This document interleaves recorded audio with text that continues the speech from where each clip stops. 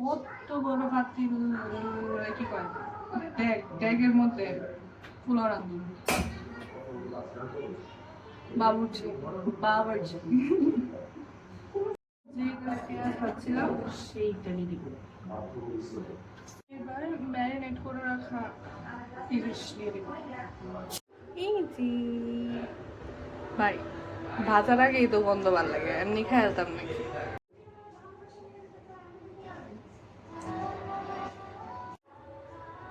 একটু উল্টে পাল্টে দিবা। মাছ সেদ্ধ হয়ে গেছে, এখন এটা উঠাই নেবো। এখন এটাতে পোলার চাল দিব।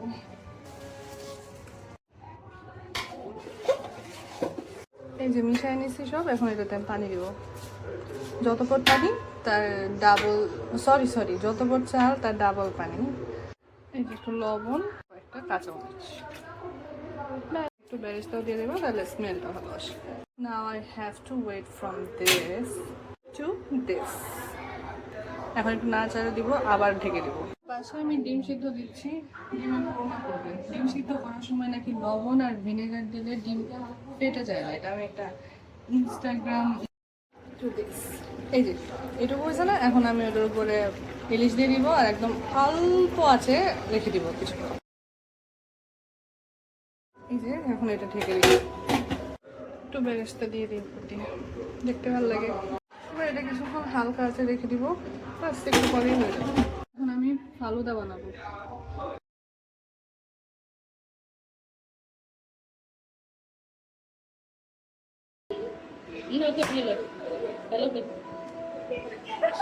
হ্যালো সুরি,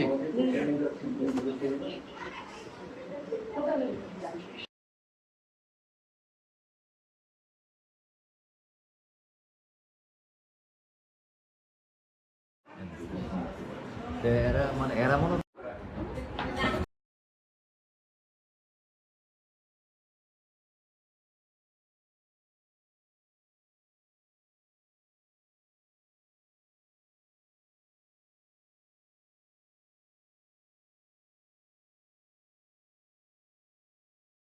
এখন আমি ডিমের কোরমা রান্না করবো for the first time ever. Lots of onion. গরম মশলা, আমি একটা আকাম করছি, পোলার মধ্যে গরম মশলা দিয়ে না, এরকম করতাম না। খাওয়া শেষ হলে পরে আদা বাটা, রসুন বাটা, জিরা গুঁড়া, ধনিয়া গুঁড়া, মরিচ গুঁড়া, লবণ। আচ্ছা তেলে কিছু দেবেন, হ্যাট করে ওটা কি আছে, পানি দিছি বন্ধ হয়ে গেছে। তেলে এত তেজ, পানি দিলে তো যাই। দই ফাটাই নিবা, ভালো মতো ফাটাই নিবা, নাইলে কেমন জানি কেমন হয়, ছানা ছানা টাইপ দেখা যায়। একটু কষা হয়েছে, এখন দই দিয়ে দিব, কাঁচামরিচ। Colour is so good. এখন একটু ঢেকে রাখবো, একটু পরে উঠে ফেলবো। Easiest bro, I can do anything. Just look at it. My goodness.